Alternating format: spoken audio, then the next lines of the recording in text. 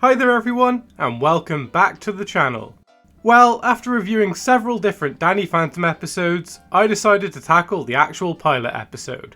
Let's talk about Mystery Meat. Well, right from the cold open, this pilot does a good job of setting up the three main characters and the overall themes and conflicts of the show. During this brief conversation, he goes off on a rant as the teenagers get attacked by some miscellaneous ghosts.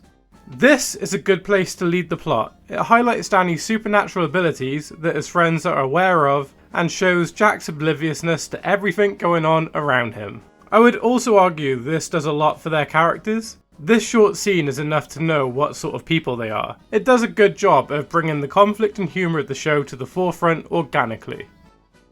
This is early days. Danny tells the audience that it has been 30 days since the accident.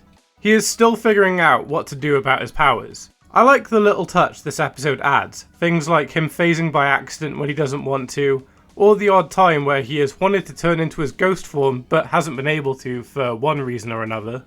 I think the comment about the accident is fine, as it's establishing a fact. Had Danny gone on to tell us he is struggling to control it rather than showing us, that's when it would have become a problem.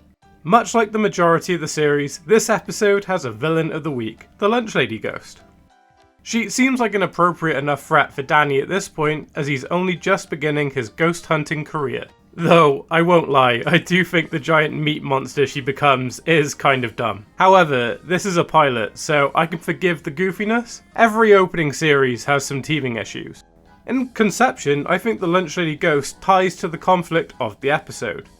Danny's best friends, Tucker and Sam, are having a culinary war in their school cafeteria on whether meat or vegetarian food should be sold. The Lunch Lady Ghost, being an advocate for meat, is annoyed at this and rebels via masses of meat product. In terms of character motivation and links to the plot, this is very solid actually. I think there could have been some other reason for her coming though. Jack leaving the portal open feels very convenient. Don't get me wrong, it fits his character, but still. Maybe the school threw out a load of their meat products and she was hiding in it, or something. Especially if she had died in a school kitchen in the human world, which would be my guess to be honest. While the threat level does a good job of setting up Danny's ghost half, I think the conflict he finds himself stuck between does a good job of setting up the human half too. Danny is empathetic and wants to be there for both his friends, so the debate must be a struggle for him. I think the fact this is set in a school canteen is great. The main three are teenagers. Their lives would revolve around the antics of school life. Things like social pressure, issues of bullying, and study, all things that are present here. And the use of the Lunch Lady as a villain of the week is smart in relaying to both halves of Danny's being, which makes sense for an opening episode. I think the implementation of Mr. Lancer, Danny's parents, especially Jack, and Jazz does a good job of integrating natural humour into the TV series. The whole subplot here is Jack believing that Jazz is a ghost and berating her at every opportunity he gets, and the majority of this is absolutely hilarious. Not just his treatment of Jazz, but the satire to his stupidity. Danny can't even hide his powers right now, and Jack is still so oblivious to it. It contrasts the heavier debate and ongoing threat with the Lunch Lady nicely. I do kind of wish this episode had some tie to a larger arc or story.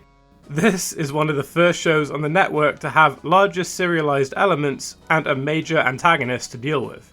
I do wish we had some small showcase of Vlad Plasmius or some allusion to there being another half-ghost, half-human hybrid out there. I think it would have made for an enticing plot thread. Not the best episode, but it does what it set out to do very well. That's just my thoughts. I would love to hear what you all think in comments down below. If you liked what you saw, could you please hit that like button and subscribe? It will help my channel continue to grow. Please stay close as I try to post new content as often as possible.